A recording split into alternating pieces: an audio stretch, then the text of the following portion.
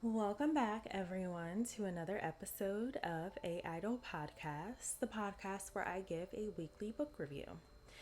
This week, I read Checking In: How Getting Real About Depression Saved My Life and Can Save Yours Too by Michelle Williams.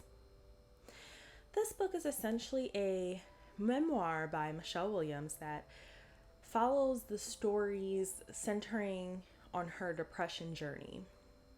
We get a lot of explanation of faith-based support, as well as getting a description behind some of the more personal events that have played out in the public over the past few years. So this book was recently released in 2021. And if you don't know who Michelle Williams is, she is a very successful, very talented singer, songwriter, actress. She was in Destiny's Child. And she also has a new podcast, which is titled Checking In with Michelle Williams.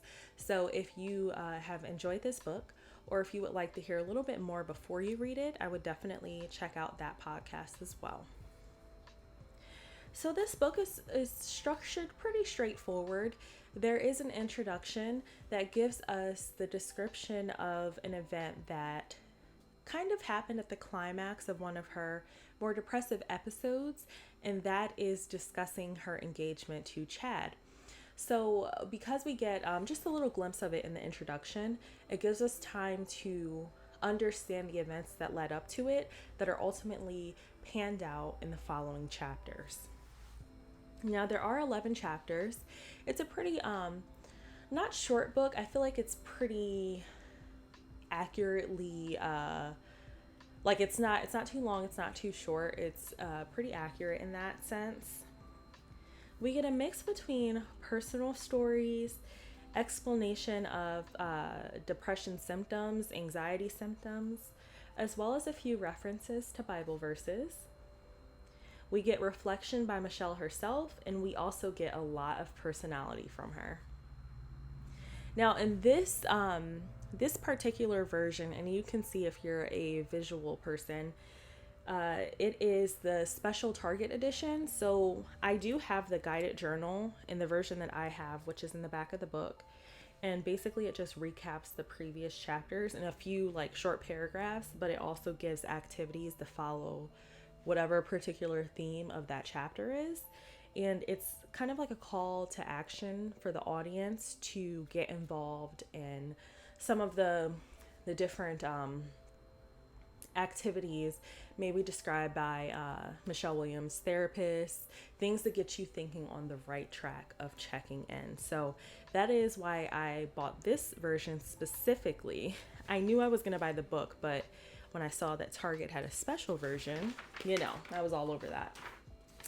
Now, being that Michelle Williams is not an author, I wasn't expecting this to be like a really like literary book kind of situation, but there are a few literary elements. So this is also a lesson in that we use a lot more from our time in school than we know, because there are metaphors in here. One in particular hits us pretty early on. Michelle Williams gives us kind of like the visual of being in a dark room and trying to urgently and panicking, trying to find the light switch to quickly turn the light on. And I feel like that's a good metaphor for anxiety and depression.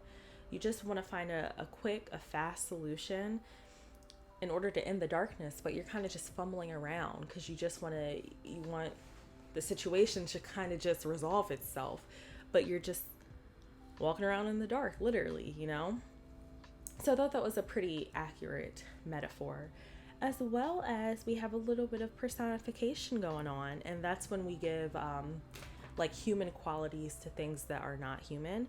So for example, Miss Michelle Williams discusses how in one particular incident, her anxiety grew legs and arms rapidly. And in this, she was just discussing how quickly it kind of overtook her, how quickly she fell into this very anxious space, and her emotions just kind of like switched. And so now she's not thinking correctly. She's not using the facts of the situation. She's just going off of a very anxiety filled panic.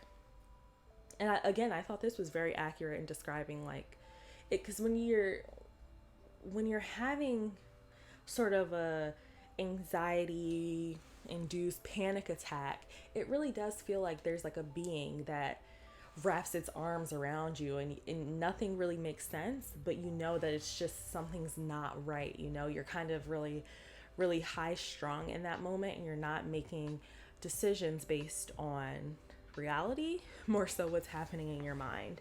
So in this, I think it gives the audience a great visual to kind of see what mental illness may do to you. Like, that's a perfect example. But yeah, I thought that was pretty interesting that was included, as well as repetition. So along with the title being checking in, we get callbacks to this within the chapters. And essentially, after an event has been explained by Miss Michelle Williams, she points out where in that event she lacked checking in, and what that checking in should have looked like in order to produce a better outcome. So we get a lot of their checking in is probably in this book like a million times, but it just reinforces what that actually means. Because when you pick up the book, you're not necessarily sure what the definition of checking in is, but lucky for you, that's going to be the first theme we discuss. So Michelle Williams said, "When I stopped checking in, I was preparing to check out." We're able to deduce through reading the book what exactly that means, because checking in is essentially monitoring your thoughts, your feelings, and your standing in your mental clarity. Where are you at right now in this moment? When you aren't actively working on doing this, you're really working against yourself, because if you're going to have any sort of accountability or engage in any sort of self-regulation, you have to take responsibility for your actions. And part of that is monitoring your emotions, your thoughts, your well-being. Now, this also includes not swinging too far in the wrong direction. So Miss Michelle Williams gives us the example of when she had past romantic relationships, she felt like she was a doormat in the relationship. So with this new guy that she was dating at the time, she decided that she was going to be the exact opposite of that. And so this is a perfect example of trying to self-correct, but you're going to create a different problem by going too far into the opposite direction. And when I was actually reading this, I thought about driving, and how when you're driving, if you're trying to avoid something or make a turn or something, you cannot overcorrect and go the other way too hard, because you're going to ultimately end up crashing anyway. And so it's important to kind of regulate when you encounter something in the road, literally and figuratively, that you're not kind of jerking the steering wheel. You're just making a smooth turn, kind of staying calm in that situation in order to avoid whatever issues may lie ahead. But if you're checking in, like Miss Michelle Williams says, then you're already being a defensive driver. You're already paying attention to the road and recognizing that maybe the person in front of you was braking really hard. So that means it gives you a little bit more time to react. Or you're aware that there's something in the road, you see it ahead of you, so you have an accurate standing in the situation. You are actively driving, not zoning out so that it doesn't catch you by surprise when something bad does happen. So I think that's a good analogy for checking in itself, playing an active role in your mental capacity, just monitoring it. And if something bad does come up, that way you're in a better position to deal with it, and you're not as taken by surprise because you've been keeping tabs on your emotions. Now, without check-ins, we end up developing crutches. Now, she discusses this a lot more in depth in the book, but one that I identify with are things like emotional eating. You may not think you're anxious, but why did you just go and buy two family-sized Chex Mix and you're eating them both. And you're just popping it in, not really tasting it, but you're just back to back eating it. That would probably be a moment for us to check in and say, why am I doing this? One, because I'm not hungry, okay? Did something happen earlier in the day? Was I stressed out at work? Things like that, that maybe if I checked in prior to going to Walmart, I wouldn't have bought unnecessary Chex Mix. So that's just an example. But having a crutch like emotional eating, it doesn't really solve your problem in the long run. You might feel quote unquote satisfied, and I put that in quotes because it's not a long-term solution, but you may feel better in that moment. You may feel better for the next 2 hours. Maybe you're someone that likes to drink when you're stressed. It may go away for a little bit, but you really didn't deal with the issue. And so something to also think about when it comes to this is that there will always be someone that is doing better than you. So do not compare your life and your accomplishments to that person. However, there will always be someone that is doing worse than you. So do not compare your life and your accomplishments to that person. I know sometimes people will say, well, I'm doing better than so-and-so. Yeah, you're not taking accountability. You're not being an active participant in your mental well-being because you're judging or you're giving yourself permission to feel good because someone else feels bad, or you're giving yourself permission to feel bad because someone else is feeling good. There's no accountability in that. So it's necessary for you to actively involve yourself in your mental well-being.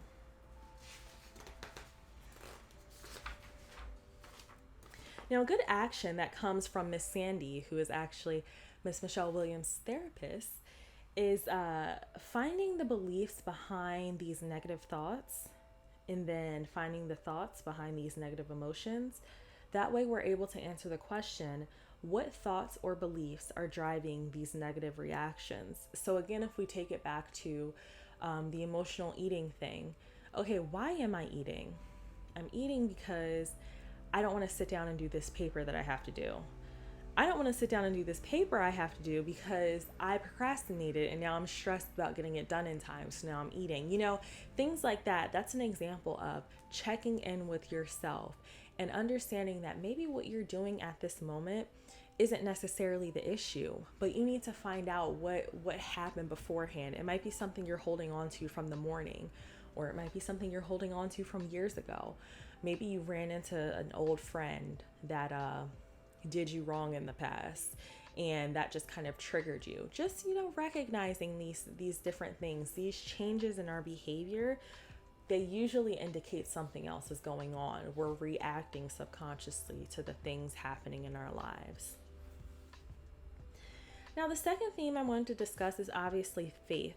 Now, if you know who Michelle Williams is, then you know that she's very much in the realm of gospel music and religion and things like that. So that didn't really surprise me that she discusses her faith and her foundation and what she believes and in God and just really pulling from the Bible, giving us exact verses or referencing characters and telling us the story. And I like that she included the verses in the book, because I have not memorized the Bible. So she'll say, she'll reference a verse and then she'll put it, under there. So you can kind of get her interpretation as well as the exact words. And I really enjoy that because I'm not a very religious person, but I do like to see that faith and religion can coexist in people that may have anxiety or depression, because I think a common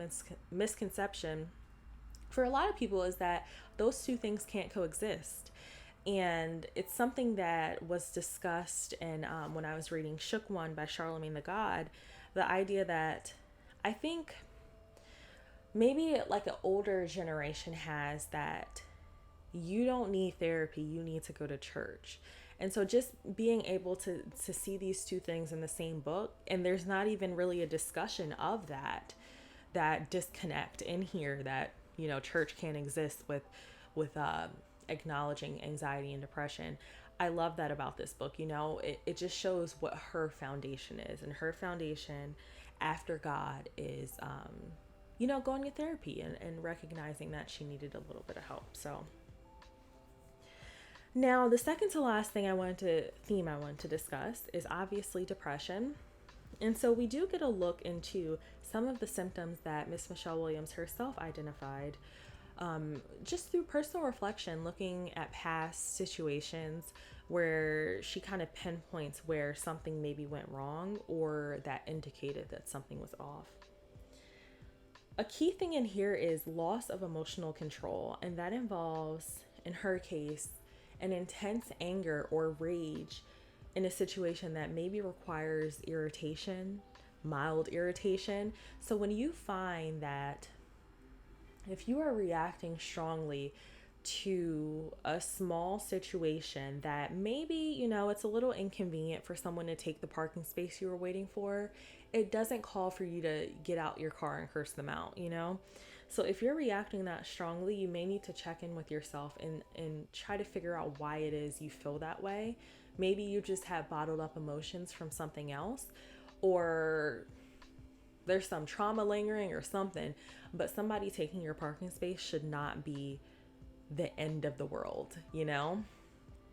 And also, just if you have like uncontrollable fits of crying or anything like that, that's typically like an indication something may be wrong. And this is not to say that these symptoms are universal.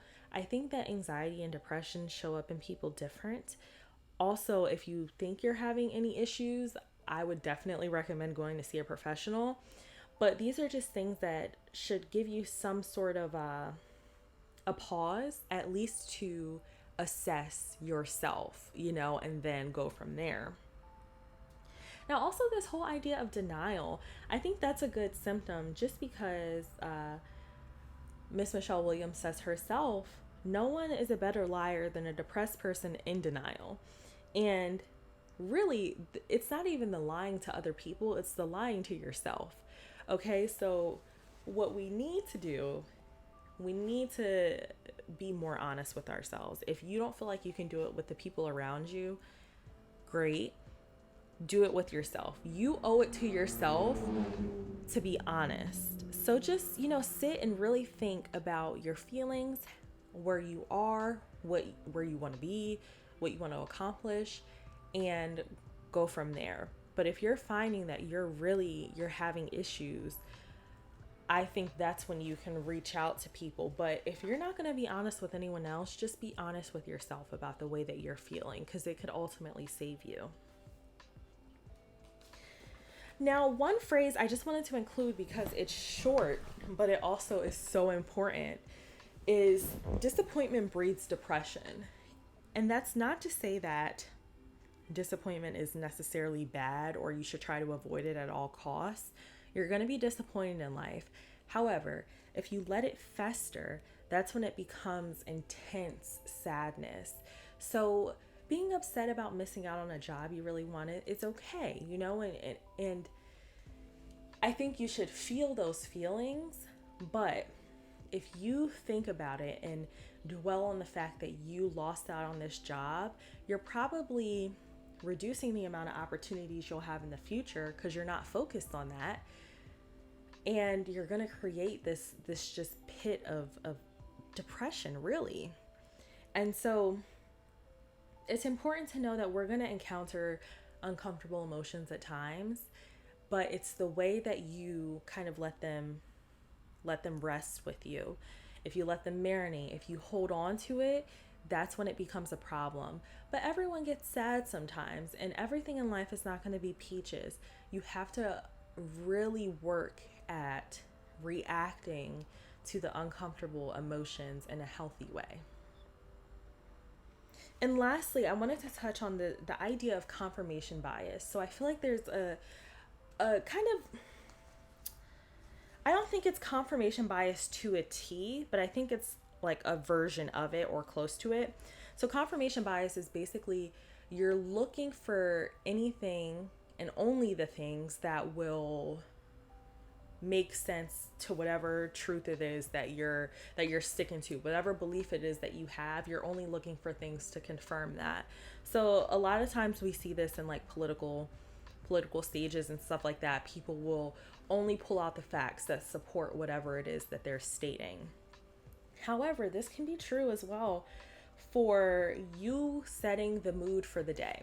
If you wake up and say, I am going to have a bad day, and let's say you get out of bed, you get to your car, and you find that your tire's flat. See, my tire's flat. I knew I was going to have a bad day. Or you can put the spare on and go to work, and maybe you have a surprise birthday party waiting for you. You never know. But again, sometimes bad things are going to happen. Sometimes unfortunate things are going to happen. But you have to stop looking for the bad things to confirm that you're, whatever negative emotion you have. And that's something that I've had to stop myself from doing. Instead, I look for the good. So, okay, I had a flat tire. That really sucks. And I know I'm going to have to replace it eventually. But the sun is out, man. I woke up, like I still have a job, I have vacation time. I can just take off for the rest of the week and then get a tire later, something like that. But just looking for things to confirm the bad thoughts that you have about yourself is not healthy, and it's going to do a lot of harm. And last theme I want to talk about is obviously the theme of reflection. So being that Miss Michelle Williams is talking about past events that have happened, even events that were like a few years ago, it does incorporate a lot of reflection. Just her not necessarily giving us what if scenarios, but just looking at how she how she reacted, and how going forward, if that situation were to happen again, how she could check in with herself to produce a better response that is more true to how she's really feeling, how she can approach a topic or disagreement with a significant other, things like that. So there is a good bit of reflection on her part, which I think can be like super healing, to be able to look back at a situation and say that you were wrong. And that has to bring some sort of peace as well, just to say, yeah, I was wrong. And I know in the future that if I were presented with the situation, I know that I can do X, Y, and Z differently, or something like that. Also, one kind of Easter egg, again, we probably learned this in like psychology class or something, but Maslow's Hierarchy of Needs. Basically, there was a point in the book where Miss Michelle Williams discussed how when her parents were raised, they were raised in like the Great Depression era, there wasn't a lot of, oh, let's go to therapy. It's like parents are working to put food on the table and make sure their kids have a roof over their heads. So that's what her parents probably learned from their parents growing up is, okay, let's provide. And so being that, the main goal was just to survive during that era, emotional support was almost too expensive. And so again, I touched on this in the Shook One episode as well, but knowing that generationally, certain parents were only able to give what they received, maybe a little bit more, and that's great. But this whole notion of being in touch with your mental health and therapy and just mental awareness, I think we're gonna see the greater effects in generations to come, because we're now just becoming aware of how important it is, and not just the physical health of what people see. So I think that for us, all of us growing up right now, a lot of us may have some sort of resentments from emotional needs going unnoticed or unmet, but it's important to really understand that your parents could only give you what they had, So that's just something I wanted to bring up, because I think it's something that a lot of people gloss over, and sometimes you get mad at your parents or your grandparents or whatever, but a lot of our parents worked very hard to put us through college. I still have a lot of friends that they were the first people in their family to go to college. So just looking at all these accomplishments that you've gotten, And knowing that emotional support is important, but it wasn't as important, you know, as long as you were getting fed and you had a roof over your head, that was the basic needs that were being met. Now we're kind of moving up that ladder a little bit. So as far as intention, I believe that Miss Michelle Williams wrote this book mainly to say to everyone, you are not alone. She did mention that in the book, there were a few interviews she did where she discussed her mental anxieties and depressions, and saying that people came up to her afterwards and they were like, thank you so much for sharing it. So I know that she's aware of the impact of even just her sharing her story will have. But I think that by her opening up and us being able to see, wow, like Michelle Williams, you know, she's super successful, she's famous, and she still has these issues. And it does make you feel a little bit better because you really, it's a relief to know that there are certain things that other people are experiencing, let alone people that have achieved like high success. You know, it's comforting to know that they have some sort of the same, you know, problems and issues, as well as being able to get advice on how to deal with those things. So a couple quotes from her are, sometimes what you expect to happen doesn't happen, and it's not always someone's fault. An example of this would be traffic. Everyone hates traffic. I hate traffic. I do not like being in traffic. But the person in front of you, it's not their fault that you were in traffic, okay? Now, of course, this quote can apply to a lot of different things, but that's just one small thing that I know affects people day to day. Sometimes we get so frustrated and we left with just enough time to get in work, and now we're in traffic, and so we just want to kind of weave through traffic and get to work and blah, blah, blah, blah. And now you're sitting in the car, you're an anxious mess. You're trying to speed around cars, and now you're honking the horn. Listen, sometimes traffic just happens, and it's most of the time it's for stupid reasons. Or sometimes, you know, you get inconvenienced in other ways, or other stuff happens. There's not going to be always someone to blame, you know? It's just life. And so being able to reconcile the fact that there's not going to be someone you can point the finger at and kind of be mad at for whatever reason is important. And it's important growing up and being an adult and learning that. Not being entitled to that anger. You don't want to have just anger for no reason in the morning. 7 o'clock in the morning, you're angry. It's stupid. Another quote from Miss Michelle Williams is, holding grudges ain't free. All of us need to write this down and actually carry this with us, because you holding a grudge against your high school bully from second grade is just going to eat away at you. It's just going to tax you. It's going to make you miserable. That bully sucks, you know, and it's not, you shouldn't kind of wipe it off, because there's going to be some emotional scars and trauma that you have to kind of work through, even as an adult, that you're probably dealing with from when you were 10 years old or 7 years old or whatever. But you cannot keep holding that grudge. And she does speak a lot on forgiveness and how important it can be for just yourself to forgive someone else, how much weight that lifts off of you. So just recognizing that you may think you're walking around holding a grudge and that motivates you and blah, blah, blah. It's not. It's really just bringing you down. Let that hurt go, girl. And then even her reflection on overthinking, when she was discussing how she had a few anxious dreams about not having her wedding dress. And so she wakes up thinking, all right, well, this wedding isn't going to happen. I knew it. Knowing that someone else has experienced that type of overthinking, I used to think I was like crazy. When I was a teenager, I would overthink a lot. And I remember having a friend that would always say that I was super dramatic, and that used to hurt my feelings, because to me, that was the only thing I knew how to do when I was younger, was to think of the worst case scenario of everything. And I missed out on having a lot of fun, because even when we're doing something fun, I'm just thinking of the worst thing that could happen. And so in hindsight, I completely understand how dramatic that would look, but just knowing that I'm not the only person that did that, it definitely, it kind of made me sigh in relief when I read it. So now I have a couple comparisons before we get to the last few points of this episode. So I did mention Shook One by Charlemagne the God a lot. I reviewed that book. That was my first book I reviewed for this podcast, episode 1, season 1.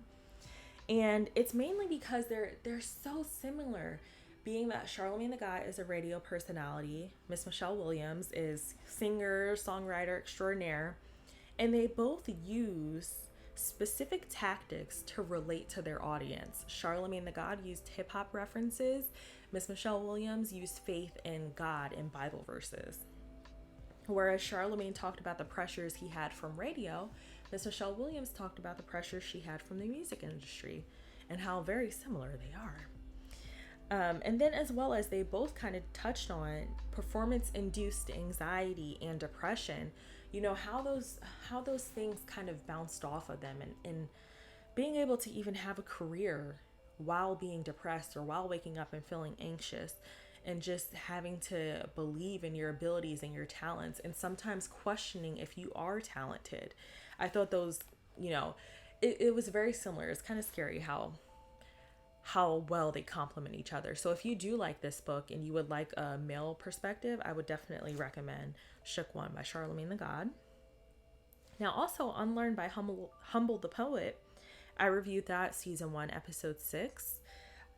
This reminded me of that because it's kind of an informal presentation, but it's not all over the place, but it's not structured like, okay, here's my childhood story, here's my reflection, here's the Bible verse, blah, blah, blah, blah. Like, it's very like you're talking through it, There's a mix of experience and advice, and there's also so many nuggets of wisdom throughout that it'll be easy to reread this book, to get more information that may be relevant to whatever it is you're going through at the time out of it.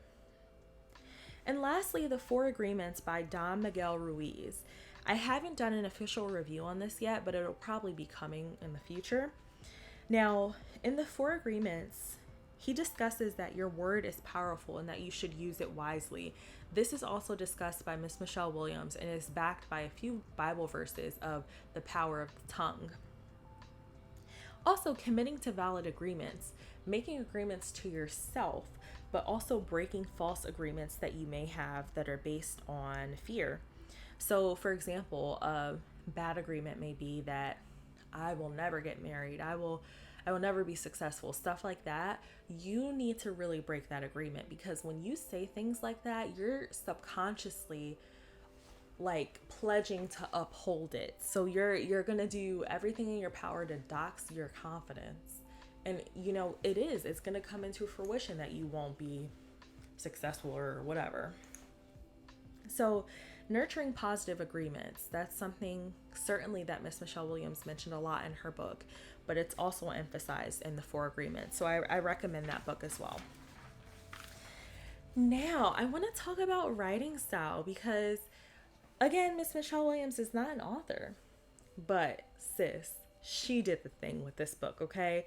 And it's mainly due to her verbiage. It's really conversational. Her referring to the audience, like she'll say something, she'll be like, y'all, let me tell you this, or girl, I was looking good, or honey, I was looking good in this dress, da da da. Like, I loved it.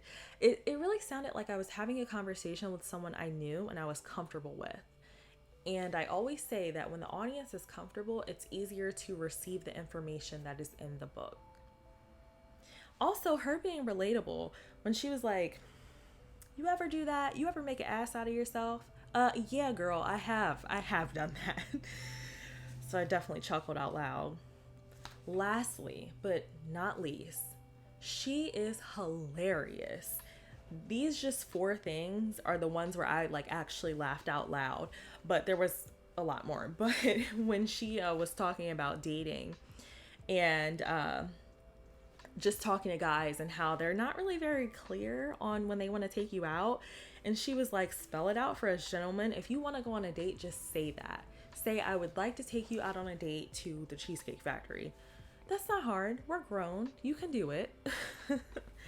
Or her saying when she was DMing Chad on Instagram, and she actually said to him, bro, you got my number. Sis, why? But you know what? I've done this before. And I feel like that's inadvertently friend zoning, by calling someone bro that you're kind of sort of building a dating relationship with, but hilarious. I was dying. When she talked about dog sitting her friend's dog, Jody's dog, and that dog was stressing her out. And I felt so bad for her because she talked about how anxious it made her. But I thought it was so funny.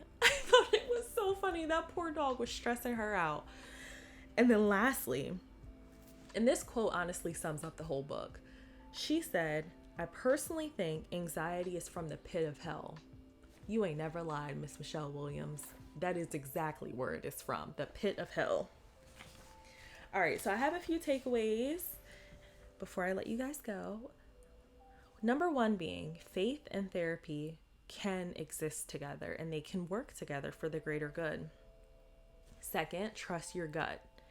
Intuition is valid and it can be true. Anxiety, however, is fear without facts and it's not reliable. Feelings are valid and they should be explored and you should feel your feelings, but that shouldn't lead your decision making. Third, as far as relationship advice goes, her just mapping out that transparency is just offering information, whereas being vulnerable is about revealing your thoughts behind the words and the actions. So if you're really trying to build a sound foundation with a friend or even someone in a romantic relationship that you're with, letting them in on your way of thinking so that they're kind of understanding where you're coming from. Because sometimes just saying you're upset, like, it'd be helpful to give some more information on that. Why are you upset? And then lastly, check in with God, check in with yourself, your family, and your friends. And it's important to do it in that order. Now, I love this book. If it's not already apparent, I will definitely read this book 10 out of 10 times.